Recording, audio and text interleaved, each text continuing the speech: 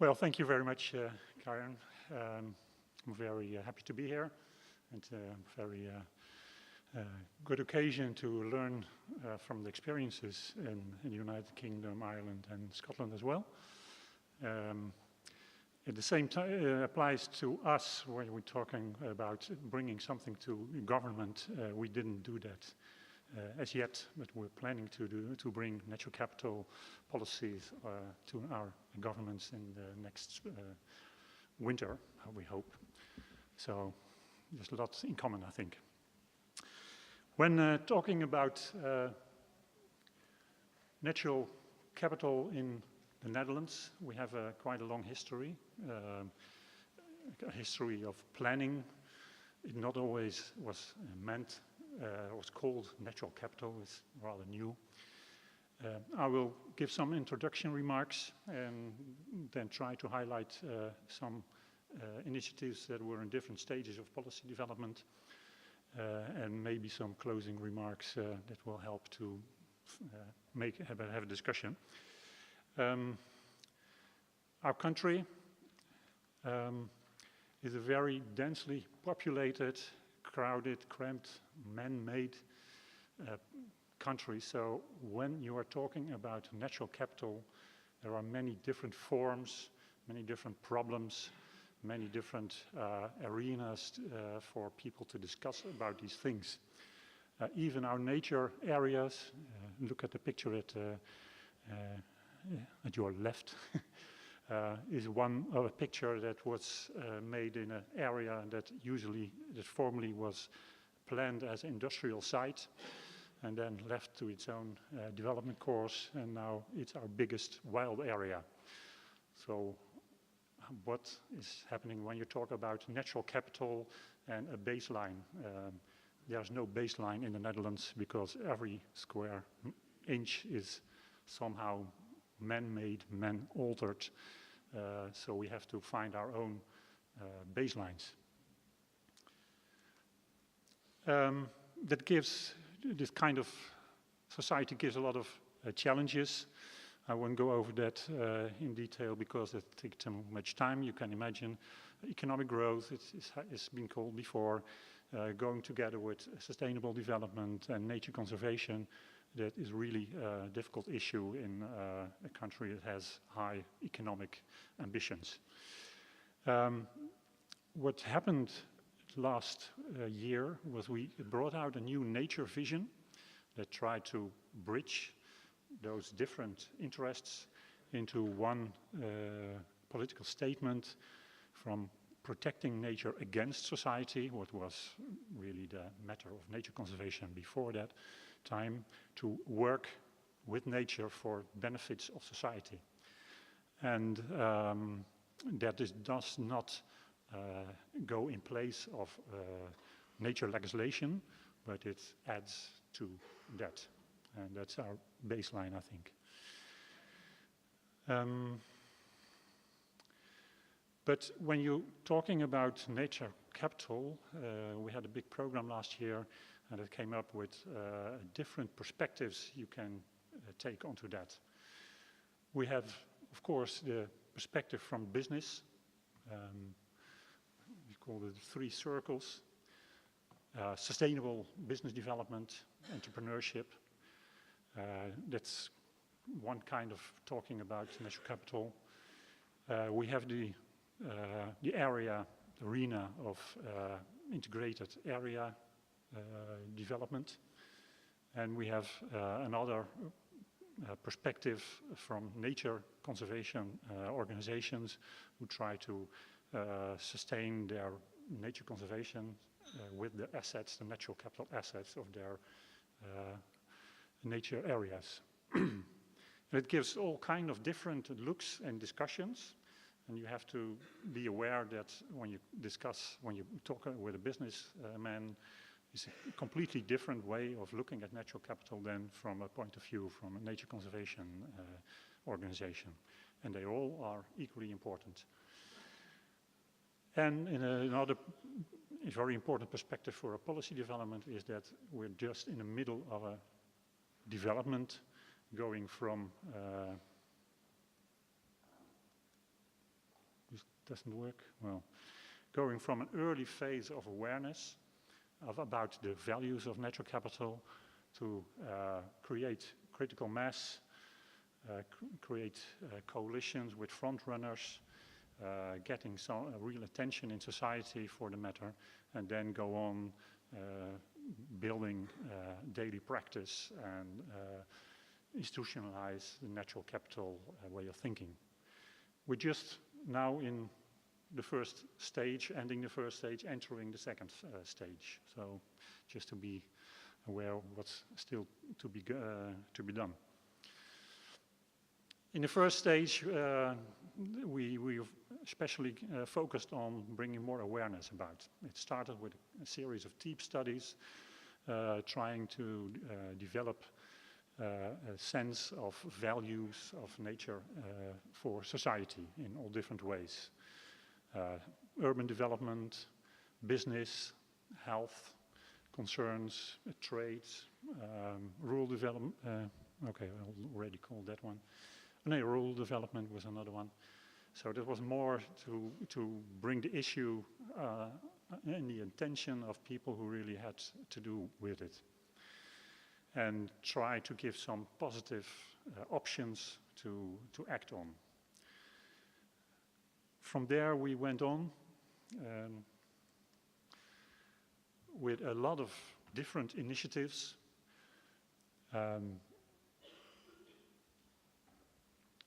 And foremost was to create a coalition between business and biodiversity to bring front runners in business to the cause of natural capital, and raising all kind of best practices, good practices to inspire people, inspire firms, and bring some consistency in language as well. We got a knowledge map.